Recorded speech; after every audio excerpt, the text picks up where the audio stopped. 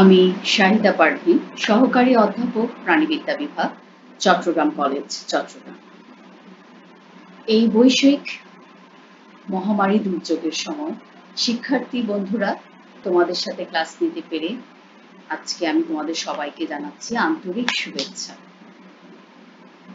আজকের এই ক্লাসে যিনি উদ্যোগ গ্রহণ করেছেন চট্টগ্রাম কলেজের অধ্যক্ষ মহোদয় স্যারকে জানাচ্ছি আন্তরিক শুভেচ্ছা, এবং আমাদের প্রিয় বিভাগীয় প্রধান স্যারকেও জানাচ্ছি আন্তরিক শুভেচ্ছা, কারণ স্যার সবসময় স্যারের দিক নির্দেশনা দিয়ে আমাদেরকে এই কাজে উৎসাহিত করেছেন।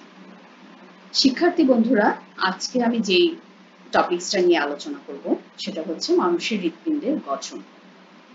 মানুষের হৃৎপিণ্ডের গঠন যদি বলতে চাই, তাহলে প্রথমে শুরুতে আমি তোমাদেরকে একটু বলছি যে মানব দেহের অভ্যন্তরে এক বিশেষ তন্ত্র খাদ্যসার, শ্বসন গ্যাস ও রেচন বর্জ্য পরিবহন এবং দেহের তাপমাত্রা ও বিপাকক্রিয়া নিয়ন্ত্রণ, বিভিন্ন অঙ্গ ও তন্ত্রের মধ্যে সমন্বয় সাধন ও রোগ জীবাণু প্রতিরোধের কাজে সক্রিয়ভাবে নিয়োজিত।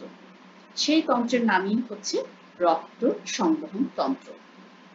রক্তবাহিকা সমৃদ্ধ এবং হৃৎপিণ্ড দিয়ে নিয়ন্ত্রিত যে তন্ত্রের মাধ্যমে রক্ত দেহের বিভিন্ন অংশে সঞ্চালিত হয় তাকেই বলা হয় রক্ত সংবহন তন্ত্র। ব্রিটিশ চিকিৎসক উইলিয়াম হার্ভে 1628 খ্রিস্টাব্দে মানুষের রক্ত সংবহন সম্পর্কে সর্বপ্রথম ধারণা প্রদান করেন। এই অধ্যায়ে এই টপিকসের মাধ্যমে আজকে আমরা যেটা শিখতে পারবো সেটা হচ্ছে মানবদেহের হৃৎপিণ্ডের গঠন, হৃৎপিণ্ডের আবরণ, হৃৎপিণ্ডের অবস্থান, আকার আকৃতি এবং এর প্রকোষ্ঠ এবং কপাটিকা সম্বন্ধে আজকে আমরা জানতে ও শিখতে পারব। প্রথমেই আসি হৃৎপিণ্ডের গঠন। Structure of human heart. দেহের যে প্রকোষ্ঠময় পেশর অঙ্গের নিরবিচ্ছিন্ন ছন্দময় সংকোচন প্রসারণের মাধ্যমে সমগ্র দেহে রক্ত সংবাহিত হয় তাকে হৃৎপিণ্ড বলে। তাহলে আমরা জানতে পারলাম কি এতক্ষণ, আমি যে লাইনগুলো বলেছি সেখানে আমি কি বলেছি? আমি বলেছি হৃৎপিণ্ড হচ্ছে নিরবিচ্ছিন্ন একটি ছন্দময় প্রকোষ্ঠ, পেশর প্রকোষ্ঠ, যেটা কিনা সংকোচন এবং প্রসারণের মাধ্যমে সমগ্র দেহে রক্ত প্রবাহিত করে। রক্তকে রক্তবাহিকার মধ্য দিয়ে সঞ্চালনের জন্য হৃৎপিণ্ড মানবদেহের পাম্প যন্ত্র রূপে কাজ করে। অর্থাৎ এটা একটা পাম্পিং মেশিন। পাম্পিং মেশিন অর্থাৎ পাম্প যন্ত্র যদি আমি বলি, আমার প্রথমেই মনে হয় কি একটা পানির পাম্প। একটি বাসায় অর্থাৎ একটা বিল্ডিং এ, একটা বাড়িতে সার্বক্ষণিকভাবে পানির সাপ্লাই করে কে? একটা পাম্প যন্ত্র। ঠিক আমাদের শরীরেও রক্তের যে সঞ্চালন, সেই সঞ্চালনটা এই হৃৎপিণ্ডটাই করছে। অর্থাৎ এজন্য একে পাম্প যন্ত্রের সাথে তুলনা করা হয়েছে, যে যন্ত্র রক্ত সংবহনে সাহায্য করছে, অর্থাৎ রক্ত ছাড়া আমাদের শরীরে কোনো কাজই অসম্ভব। হৃৎপিণ্ড ছাড়া, হৃৎপিণ্ডের এই সংকোচন প্রসারণ ছাড়া সেই হৃৎপিণ্ডটাই হচ্ছে পাম্প যন্ত্র। তাহলে তোমরা দেখতে পাচ্ছ এখানে পাশে একটি হিউম্যান হার্টের সুন্দর একটা ছবি, একটা ফিগার। এটা হচ্ছে দেখো, হৃৎপিণ্ড যে একটা মাংসল একটা প্রকোষ্ঠ, সেটা দেখেই বোঝা যাচ্ছে।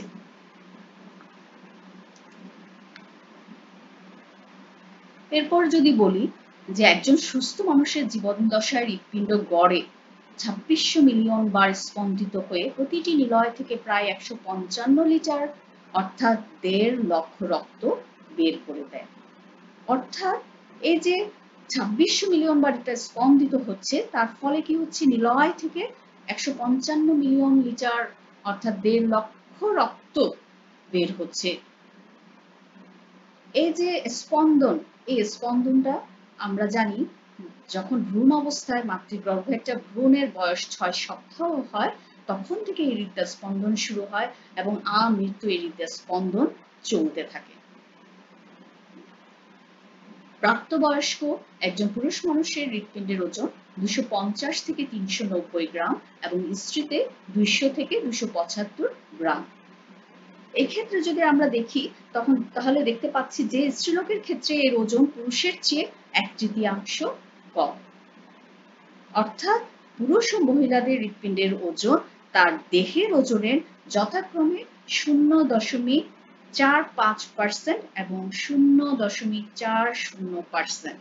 অর্থাৎ আমরা যদি বলি যে একজন পুরুষের হৃৎপিণ্ডের ওজন তার দেহের ওজনের 0.45% এবং একজন মহিলার ক্ষেত্রে সেই হৃৎপিণ্ডের ওজনটা হচ্ছে তার দেহের ওজনের 0.40%।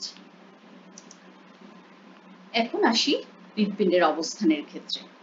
আমরা সবাই জানি যে হৃৎপিণ্ড আমাদের দেহের ভিতরে অবস্থান করছে, কিন্তু হৃৎপিণ্ডটা আসলে কোথায় অবস্থান করছে পারফেক্টলি যদি আমরা জানতে চাই তাহলে আমরা বলবো হৃৎপিণ্ড বক্ষ গহ্বরের মধ্যচ্ছেদার উপরে এবং দুই ফুসফুসের মাঝ বরাবর বাম দিকে একটু বেশি বাঁকা হয়ে অবস্থান করে। এখানে বক্ষ গহ্বর বলতে তো আমরা জানি যে একটা বক্ষে যে একটা গহ্বর আছে, রিব কেজ আছে সেটার, এবং মধ্যচ্ছেদা বলতে আমরা জানি যে যেটাকে আমরা ডায়াফ্রাম বলি তার উপরে এবং দুই ফুসফুসের মাঝ বরাবর এটা একটু বাম দিকে বেশি বাম দিকে হেলে এটা অবস্থান করে। হৃৎপিণ্ডকে যদি আমরা বাইরে থেকে দেখি তাহলে দেখা যায় যে এটা আসলে এটা দেখতে ত্রিকোণাকার। এর গোড়া, এই যে আমি এখানে দেখাচ্ছি তোমাদেরকে, এর গোড়াটা হচ্ছে চওড়া এবং এর শীর্ষদেশ যেটা এইখানে এই যে দেখাচ্ছি এটা হচ্ছে শীর্ষদেশ, এটা হচ্ছে নিচের দিকে, এটা হচ্ছে পঞ্চম পাঁজরের ফাঁকে অবস্থান করে। তাহলে ঊর্ধ্বমুখী থাকে হচ্ছে চওড়া অংশটা আর নিচের দিকে থাকে সূচালো অংশটা, যেটা কিনা পঞ্চম পাঁজরের ফাঁকে অবস্থান করে। এরপর আসি এর আকার ও আকৃতি। হৃৎপিণ্ডের একটি আকার অবশ্যই আছে, এই যে বললাম ত্রিকোণাকার, এবং তার একটি রঙও আছে। রংটা হচ্ছে কি, এই যে তুমি এখানে দেখতে পাচ্ছ ছবিতে লালচে একটু খয়েরি রঙের, লালচে তবে একটু খয়েরি রঙের। তাহলে এই যে ত্রিকোণাকার বলছি, এটাকে আসলে ত্রিকোণাকার বলা হয়, এটাকে মোচার সাথে তুলনা করা হয়। এখানে মোচা বলতে আমরা কলার মোচার কথায় আমাদের সবচেয়ে আগে মনে আসে, এই মোচার মতোই এটা দেখতে। এর যে চওড়া অংশটা, যেটাকে আমি বলেছিলাম এর চওড়া অংশ, এটাকে বলা হচ্ছে কি বেস, এবং ক্রমশ যে নিচের দিকে নিম্নমুখী একটা অংশ চলে গেছে এটাকে বলা হচ্ছে অ্যাপেক্স। একজন পূর্ণবয়স্ক মানুষের এই যে হৃৎপিণ্ডের একটা দৈর্ঘ্য আছে, যেমন ওজন আছে ঠিক তেমনি তার দৈর্ঘ্য আছে। তাহলে পূর্ণবয়স্ক মানুষের হৃৎপিণ্ডের দৈর্ঘ্য হচ্ছে কত? 12 সেন্টিমিটার এবং প্রস্থটা হচ্ছে 8 সেন্টিমিটার। এর একটি পুরুত্ব আছে, এটাও একটু বলে রাখছি, পুরুত্বটা হচ্ছে 6 সেন্টিমিটার। ঠিক আছে, এরপরে আমরা যাব এর আবরণ। হৃৎপিণ্ড একটি আবরণ দিয়ে আবৃত থাকে, যেটাকে বলা হয় একটি পাতলা দ্বিস্তরী আবরণ, যার নাম হচ্ছে পেরিকার্ডিয়াম। এই যে দেখো এখানে অ্যারো চিহ্ন দিয়ে দেখানো হচ্ছে পেরিকার্ডিয়ামটা আসলে কয়টা ভাগে বিভক্ত। এই পেরিকার্ডিয়ামটার বাইরের দিকে একটা তন্তুময় পেরিকার্ডিয়াম আছে এবং ভেতরের দিকে সেরাস পেরিকার্ডিয়াম নামে পরিচিত। এই যে দেখো আমি ছবিতে দেখাচ্ছি ফাইব্রাস পেরিকার্ডিয়াম, এটাকে বলা হচ্ছে তন্তুময় পেরিকার্ডিয়াম, এবং সেরাস পেরিকার্ডিয়াম এটা হচ্ছে ভিতরের দিক। এই সেরাস পেরিকার্ডিয়াম যেটা, সেটা আবার দুই স্তরে বিভক্ত। এই দুই স্তরটার আবার সেই দুই স্তরটারও আবার বাইরের দিক আছে ভিতরের দিক আছে, যেটাকে বলা হচ্ছে প্যারাইটাল স্তর বাইরের দিকটাকে, এবং ভিতরের দিকটাকে বলা হচ্ছে ভিসেরাল স্তর। এই প্যারাইটাল ও ভিসেরাল স্তর দুটির মাঝে পেরিকার্ডিয়াল ফ্লুইড নামক তরল পদার্থ থাকে। এই যে ফ্লুইড, এই ফ্লুইডটা কি করছে, এই ফ্লুইডটা আমাদের হৃৎপিণ্ড যেহেতু সারাক্ষণই সংকোচন প্রসারিত হচ্ছে, এটা একটা সংকোচন প্রসারণশীল একটা অঙ্গ, এই সংকোচন প্রসারণশীল হতে গিয়ে তাকে বিভিন্ন রকমের চাপ তাপ ঘর্ষণজনিত আঘাত থেকে এই পেরিকার্ডিয়াল ফ্লুইডটা কি করছে, হৃৎপিণ্ডকে রক্ষা করছে। এরপর আসি এই আবরণটা ছাড়াও এর আবার একটি প্রাচীর আছে, যেটাকে বলা হচ্ছে অনৈচ্ছিক এবং যোজক টিস্যু নিয়ে গঠিত। অর্থাৎ হৃৎপিণ্ডের প্রাচীর হচ্ছে অনৈচ্ছিক পেশি এবং যোজক টিস্যু নিয়ে গঠিত। এর যে প্রাচীর গঠনকারী এই পেশিটা, যাকে বলা হয় কার্ডিয়াক পেশি। এছাড়াও এটি তিনটে স্তরে, এই হৃৎপিণ্ডের প্রাচীরটা তিনটা স্তরে বিন্যস্ত থাকে, যাকে বলা হচ্ছে এপিকার্ডিয়াম, মায়োকার্ডিয়াম, অ্যাঞ্জিওকার্ডিয়াম। তোমরা চিত্রে দেখতে পাচ্ছ, এই যেখানে হৃৎপিণ্ডের থেকে একটু করে মাসল নিয়ে এটাকে প্রাচীরটা তুলে দেখানো হচ্ছে তিনটা স্তর, এপিকার্ডিয়াম, মায়োকার্ডিয়াম, অ্যাঞ্জিওকার্ডিয়াম। তাহলে এপিকার্ডিয়ামটা বলতেই আমরা বুঝতে পারছি এটার একদম সবচেয়ে বাইরের যে স্তর, যা কিনা পাতলা এবং স্বচ্ছ যোজক কলা নির্মিত। এবং আমরা যখন দেখি তখন দেখা যায় যে হৃৎপিণ্ডের যখন চিত্র দেখি, বিভিন্ন চিত্র দেখি, তখন দেখা যায় যে হৃৎপিণ্ডের উপরে কিছু চর্বি লেগে থাকে। এই চর্বিটা এই এপিকার্ডিয়ামের স্তরে বিক্ষিপ্তভাবে লেগে থাকে। এরপর আসি মায়োকার্ডিয়াম। মায়োকার্ডিয়ামটা হচ্ছে এর মধ্যবর্তী স্তর, যেটা সর্বাপেক্ষা পুরু এবং এটা হৃৎপেশি দিয়ে তৈরি। এই যে এতক্ষণ বলছিলাম কার্ডিয়াক পেশি, হৃৎপেশি, এটা দিয়েই এটা তৈরি। এই হৃৎপিণ্ডের প্রাচীর আমাদের যে সংকোচন প্রসারণের সবচেয়ে ভূমিকা রক্ষা করে এই মায়োকার্ডিয়াম পেশিটাই। এবং অলিন্দের মায়োকার্ডিয়ামের স্থূলতা নিলয়ের চেয়ে কম। অলিন্দের যে মায়োকার্ডিয়ামের যে স্থূলতা, সেটা হচ্ছে কি নিলয়ের চেয়ে কম। এরপরে আসি অ্যাঞ্জিওকার্ডিয়াম। এটা হচ্ছে যোজক কলা দিয়ে নির্মিত। এটা হচ্ছে একদম সবচেয়ে ভিতরের প্রাচীর, যা মসৃণ এবং অপেক্ষাকৃত পাতলা। এটি হৃৎপিণ্ডের কি করে, যেহেতু একদম ভিতরের স্তর, অবশ্যই এটা অন্তঃপ্রাচীর গঠন করে এবং হৃৎপিণ্ডের যে আমাদের কপাটিকা আছে সেই কপাটিকাগুলোকে ঢেকে রাখে এবং রক্তবাহিকার সঙ্গে হৃৎপিণ্ডের একটা অবিচ্ছিন্ন সংযোগ রক্ষা করে। তাহলে আমরা বুঝতে পারছি কয়টা প্রাচীর, এপিকার্ডিয়াম, মায়োকার্ডিয়াম, অ্যাঞ্জিওকার্ডিয়াম। এপিকার্ডিয়াম হচ্ছে কি দিয়ে তৈরি, যোজক কলা দিয়ে তৈরি। মায়োকার্ডিয়াম হচ্ছে কি দিয়ে তৈরি, হৃৎপেশি দিয়ে তৈরি। অ্যাঞ্জিওকার্ডিয়ামটা আবার কি দিয়ে তৈরি, যোজক কলা দিয়ে তৈরি। তাহলে তাদের কাজও তিন রকমের।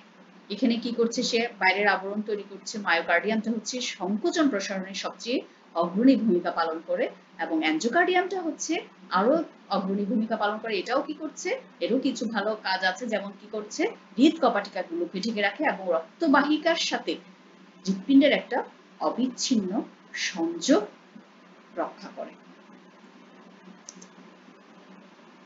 এরপরে আমরা দেখব হৃৎপিণ্ডের প্রকোষ্ঠ সমূহ। প্রকোষ্ঠ মানে কি, চেম্বার্স অফ হার্ট। আমরা প্রত্যেকেই জানি যে আসলে আমাদের মানব দেহের হৃৎপিণ্ড সম্পূর্ণরূপে 4 প্রকোষ্ঠ বিশিষ্ট একটি ফাঁপা অঙ্গ, যা কিনা সম্পূর্ণভাবে 4টা প্রকোষ্ঠ। কেন বলা হচ্ছে সম্পূর্ণভাবে 4টা প্রকোষ্ঠ বলা হচ্ছে, কেন, এটার একটার সাথে আরেকটার রক্তের কোনো মিশ্রণ হয় না।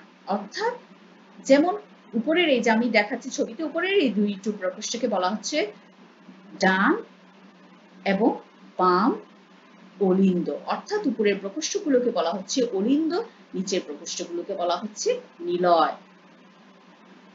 তাহলে এই যে দুটো প্রকোষ্ঠ, উপরের দুটো প্রকোষ্ঠ, এই যে অলিন্দ, এই দুটি অলিন্দ হচ্ছে দেহের অবস্থান অনুসারে একে বলা হচ্ছে ডান ও বাম অলিন্দ, এবং নিচের নিলয় দুটোকে তার অবস্থান অনুসারে বলা হচ্ছে ডান ও বাম নিলয়। অলিন্দের প্রাচীর নিলয়ের প্রাচীর অপেক্ষা পুরু এবং পেশিবহুল। ডান ও বাম অলিন্দ আবার কি হচ্ছে, একটা আন্ত অলিন্দ পর্দা এবং ডান ও বাম নিলয় যা আন্ত নিলয় পর্দা দিয়ে পৃথক থাকে। এখানে এই আন্ত অলিন্দ পর্দা এবং আন্ত নিলয় পর্দা দিয়ে পৃথক থাকার কারণটা তোমরা নিশ্চয়ই বুঝতে পারছো। পৃথক থাকে কারণ অক্সিজেন যুক্ত এবং কার্বন ডাই অক্সাইড যুক্ত রক্তের এখানে কোনো মিশ্রণ ঘটে না।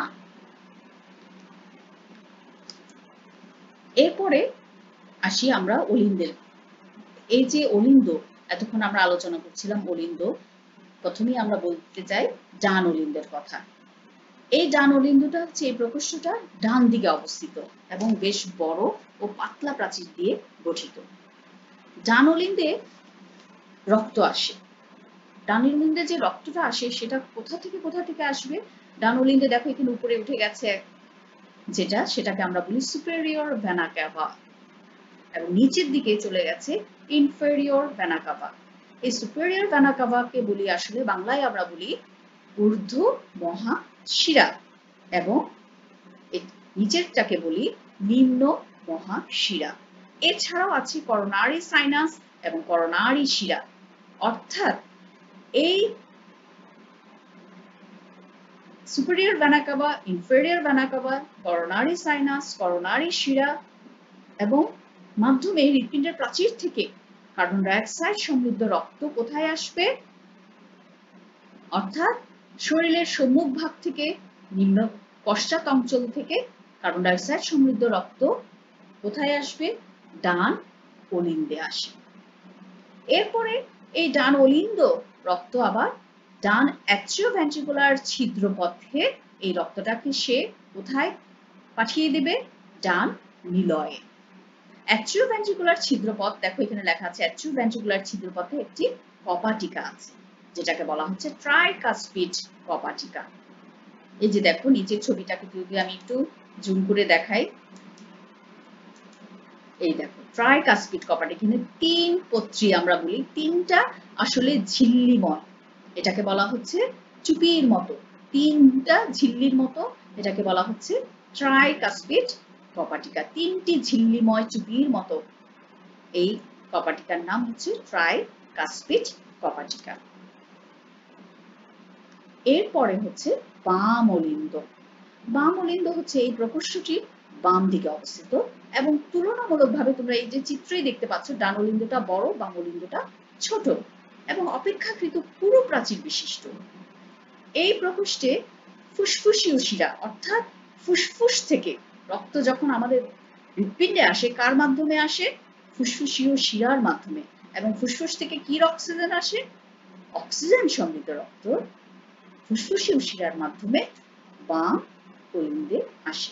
ঠিক সেম ডান অলিন্দের মতো বাম অলিন্দেও সে কি করে? রক্তটাকে অলিন্দ থেকে নিলয়ে পাস করে দেয়। এটা যে এই যে অলিন্দ থেকে নিলয়ে সে প্রবাহিত করছে, এখানেও বাম অলিন্দ অ্যাট্রিওভেন্ট্রিকুলার ছিদ্রপথ আছে, এই ছিদ্রপথে সে বাম নিলয়ে রক্তকে প্রেরণ করবে। ঠিক ডান অলিন্দের মতো বাম অলিন্দেও কি আছে? অ্যাট্রিওভেন্ট্রিকুলার ছিদ্রপথে একটা বাইকাসপিড কপাটিকা আছে। একে যদি আমরা একটু জুম করে তোমাদের দেখাই, দেখো এই যে দেখো বাইকাসপিড কপাটিকা। এটি কিন্তু একপত্রী বাইকাসপিড কপাটিকা। এখানে বাইকাসপিড কপাটিকাটাকে বলা হয় কি আসলে বলা হয় যে এটা হচ্ছে কি মাইট্রাল ভালভ। এখানে দুটি ঝিল্লি মতো, এখানে বাম পাশে এটা বাইকাসপিড মানে হচ্ছে এটা হচ্ছে দুটি ঝিল্লিময় একটা কাস্প বা ভালভ আছে এখানে। এটাকে মাইট্রাল ভালভ বলা হয় কারণ এটা হচ্ছে কি খ্রিস্টান ধর্মাবলম্বী যারা তাদের বিশপের কতগুলো টুপি আছে একটু উঁচা করে, তাদের সাথে তাদের সেই টুপির সাথে একে তুলনা করা হয় বলে একে বলা হয় মাইট্রাল ভালভ। তাহলে এটা দুটি ঝিল্লিময়। তাহলে আমরা জানতে পারলাম যে বাইকাসপিড কপাটিকা দুটি ঝিল্লিময় আর ট্রাইকাসপিড কপাটিকা হচ্ছে তিনটি ঝিল্লিময়। এরপরে এখন আমরা অলিন্দ দেখলাম, এখন আমরা নিলয়ে যাব। তাহলে প্রথমে ডান নিলয়। দেখো ডান নিলয়ে এই চিত্রে দেখা যাচ্ছে ডান নিলয়টি বাম নিলয়ের চেয়ে অপেক্ষাকৃত বড় এবং এটি ডান দিকে অবস্থিত। এই যে ডান নিলয়ের সম্মুখ অংশে একটু সামনের দিকে গেলেই দেখা যাবে যে এখানে একটা ফুসফুসীয় ধমনীর সৃষ্টি হয়েছে। যে দেখো এখানে আমি দেখাচ্ছি তোমাদেরকে পালমোনারি আর্টারি। এই যে ফুসফুসীয় ধমনী সৃষ্টি হয়েছে যার মাধ্যমে কি হয়? কার্বন ডাইঅক্সাইড যুক্ত রক্ত, অর্থাৎ কার্বন ডাইঅক্সাইড সমৃদ্ধ রক্ত কোথায় যাবে? ফুসফুসে যাবে। কেন? অক্সিজেন সমৃদ্ধ হওয়ার জন্য। তাহলে ডান নিলয় থেকে কার্বন ডাইঅক্সাইড সমৃদ্ধ রক্তটা কোথায় যাবে? কার মাধ্যমে যাবে? ফুসফুসীয় ধমনীর মাধ্যমে ফুসফুসে যাবে। এই যে ফুসফুসীয় ধমনীর মাধ্যমে ফুসফুসে যাবে, সেখানেও এই ফুসফুসীয় ধমনীর মুখেও একটি কপাটিকা আছে। একে বলা হয় একমুখী অর্ধচন্দ্রাকার সেমিলুনার কপাটিকা, যা কিনা এই রক্ত যখন পালমোনারি আর্টারিতে চলে যায় তা আর রক্তকে ডান নিলয়ে ফেরত আসতে দেয় না। এরপরে হচ্ছে বাম নিলয়। তোমরা দেখো বাম নিলয় বাম দিকে অবস্থিত। ঠিক এর প্রাচীরটা তুলনামূলকভাবে অধিক পুরো। দেখো নিলয়টা ছোট্ট, এর ডান নিলয়ের চেয়ে অনেক ছোট, কিন্তু প্রাচীরটা কত পুরো। কেন পুরো? এই প্রাচীরটা পুরো হচ্ছে কি বেশি শক্তি প্রয়োগ করতে হচ্ছে। কেন? তাকে সমগ্র দেহে রক্ত প্রেরণ করতে হয়, এই জন্য তার বেশি শক্তি লাগে, এই জন্য তার প্রাচীরটা অধিক পুরো। ঠিক বাম নিলয়েরও সম্মুখ অংশের থেকে সিস্টেমিক মহাধমনী বা অ্যাওর্টা উৎপন্ন হয়। এই যে দেখো, দেখতে পাচ্ছ, আমি দেখাচ্ছি তোমাদেরকে, এই অ্যাওর্টা উৎপন্ন হচ্ছে। এই অ্যাওর্টার মুখেও একটি কপাটিকা আছে, যাকে এই অ্যাওর্টাও কি করছে, অক্সিজেন সমৃদ্ধ রক্ত আমাদের সারা দেহে অর্থাৎ দেহের বিভিন্ন অঙ্গে প্রেরণ করে। এর মুখেও একটি একমুখী অর্ধচন্দ্রাকার কপাটিকা আছে, যাকে বলা হয় অ্যাওর্টিক কপাটিকা। এই কপাটিকাও ঠিক সেম একই রকম কাজ করে। সে কি করছে, এই রক্ত যখন একবার অ্যাওর্টায় চলে যায় তখন আর এই রক্তকে ফেরত আসতে দেয় না। কোথায় ফেরত আসতে দেয় না? বাম নিলয়ে। তাহলে এতক্ষণ পর্যন্ত আমরা হৃৎপিণ্ডের অনেক কপাটিকা সম্বন্ধে বললাম, আমরা অনেক কপাটিকা জানতে পারলাম। কিন্তু এই কপাটিকাগুলো ছাড়াও, এই যে কপাটিকাগুলো এই যে ছিদ্রের অ্যাট্রোভেন্ট্রিকুলার ছিদ্রের সাথে যে যুক্ত উপরের দিকে, নিচের দিকেও এরা যুক্ত আছে। এরা এই নিচের নিলয়ের যে পেশি, প্রাচীরের যে মাংসল অভিক্ষেপ, যেটাকে বলা হয় কি পেপিলারি পেশি, এই পেপিলারি পেশির সাথে কার্ডিচ্যাঞ্জনি নামক কতগুলো তন্তু থাকে, তার সাথে কি থাকে, যুক্ত থাকে।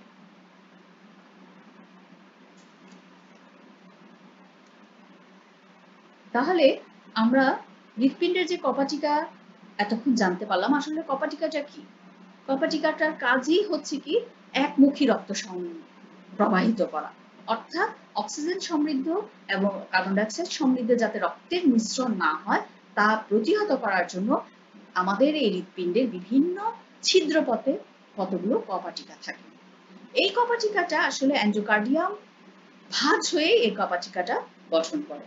তাহলে আমরা মানুষের যে হৃৎপিণ্ডের কপাটিকাগুলো এতক্ষণ দেখলাম, তার মধ্যে আমরা পেয়েছি কি কি? ট্রাইকাসপিড কপাটিকা পেয়েছি, বাইকাসপিড কপাটিকা পেলাম, পালমোনারি কপাটিকা পেলাম, অ্যাওর্টিক কপাটিকা পেয়েছি। এখন আরো দুটি কপাটিকা আছে, সেটা হচ্ছে ইউস্টেশিয়ান কপাটিকা আর একটা হচ্ছে করোনারি কপাটিকা। ইউস্টেশিয়ান কপাটিকা যেটা, সেটা হচ্ছে ইউস্টেশিয়ান কপাটিকা হচ্ছে আমরা জানি ইনফেরিয়র ভেনা কাভা অর্থাৎ নিম্ন মহাশিরা। নিম্ন মহাশিরাটা কোথায় সংযুক্ত হয়েছে? ডান অ্যাট্রিয়ামে, অর্থাৎ নিম্ন মহাশিরা এবং ডান অ্যাট্রিয়ামের সংযোগ স্থলে এই ইউস্টেশিয়ান কপাটিকাটা অবস্থিত। আর করোনারি কপাটিকা যেটা, সেটা হচ্ছে কি, এটা হচ্ছে করোনারি সাইনাস। এখানে যে ডান অলিন্দে যে করোনারি সাইনাস থাকে, এই অলিন্দের করোনারি সাইনাস অর্থাৎ ডান অলিন্দ এবং করোনারি সাইনাসের সংযোগস্থলে এই করোনারি কপাটিকা অবস্থিত। তাহলে আমরা এখানে ইনফেরিয়র ভেনা কাভার ছিদ্রপথে, করোনারি সাইনাসের ছিদ্রপথে, তারপরে বাম অলিন্দ এবং বাম নিলয়ের ছিদ্রপথে, ডান অলিন্দ এবং ডান নিলয়ের ছিদ্রপথে, পালমোনারি আর্টারির ছিদ্রপথে, অ্যাওর্টার ছিদ্রপথে আমরা কি পেয়েছি? কপাটিকা পেয়েছি। আমরা কোথায় কোথায় কপাটিকা পাইনি সেটা কি তোমরা বলতে পারবে? নিশ্চয়ই তোমরা এতক্ষণে বুঝে গিয়েছো।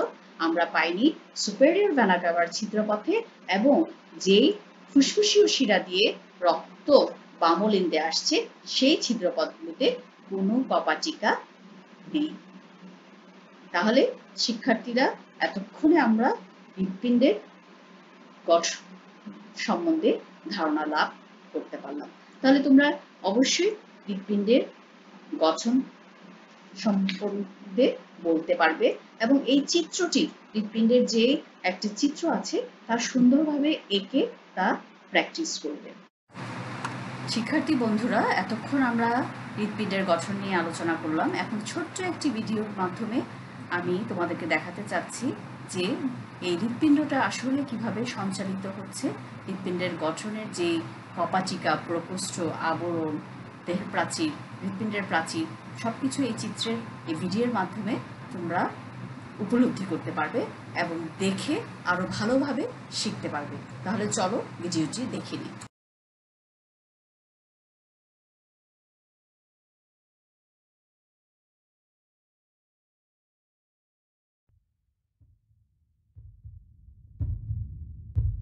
Your heart is an extraordinary machine. During your lifetime, your heart's muscular walls pump blood into blood vessels branching throughout your body.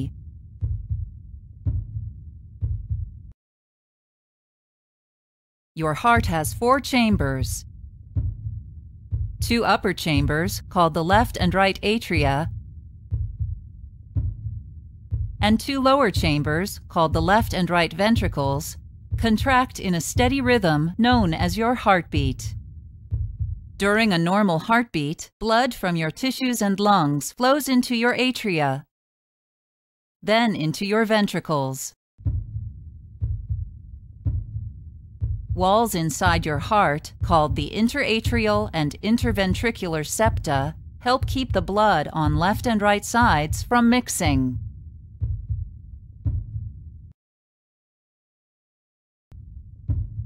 Two valves sit like doors between your atria and ventricles to prevent blood from flowing backward into your atria. The tricuspid valve opens into your right ventricle, and the bicuspid valve, also known as the mitral valve, opens into your left ventricle. Strong, thin tissues, called chordae tendineae, hold your valves in place during the forceful contractions of your ventricles. Blood leaving the ventricles passes through another set of valves, the pulmonary valve between your right ventricle and pulmonary trunk, and the aortic valve connecting your left ventricle and aorta. In order to pump blood more efficiently, your heart muscle, called myocardium, is arranged in a unique pattern. 3 layers of myocardium wrap around the lower part of your heart. They twist and tighten in different directions to push blood through your heart. When special cells, called pacemaker cells, generate electrical signals inside your heart, the heart muscle cells, called myocytes, contract as a group. Your heart is divided into left and right halves, which work together like a dual pump. On the right side of your heart, deoxygenated blood from your body's tissues flows through large veins called the superior and inferior vena cava into your right atrium. Next, the blood moves into your right ventricle, which contracts and sends blood out of your heart to your lungs to gather oxygen and get rid of carbon dioxide. On the left side of your heart, oxygen-rich blood from your lungs flows through your pulmonary veins into your left atrium. The blood then moves into your left ventricle, which contracts and sends blood out of your heart through the aorta to feed your cells and tissues. The first branches off your aorta are the coronary arteries, which supply your heart muscle with oxygen and nutrients. At the top of your aorta, arteries branch off to carry blood to your head and arms. Arteries branching from the middle and lower parts of your aorta supply blood to the rest of your body. Your heart beats an average of 60 to 100 beats per minute. In that 1 minute, your heart pumps about 5 quarts of blood through your arteries, delivering a steady stream of oxygen and nutrients all over your body.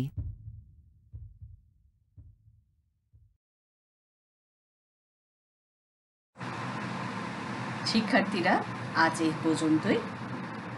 এই দুর্যোগময় মুহূর্তেও আমি আশা করি তোমরা পড়াশোনা চালিয়ে যাচ্ছ, নিজের সুরক্ষা করবে, পরিবারের বয়স্কদের দিকে খেয়াল রাখবে, অবশ্যই বাসায় থাকবে, নিরাপদে থাকবে, বারবার হাত সাবান দিয়ে ধোবে এবং হাঁচি কাশির শিষ্টাচার অবশ্যই মেনে চলবে।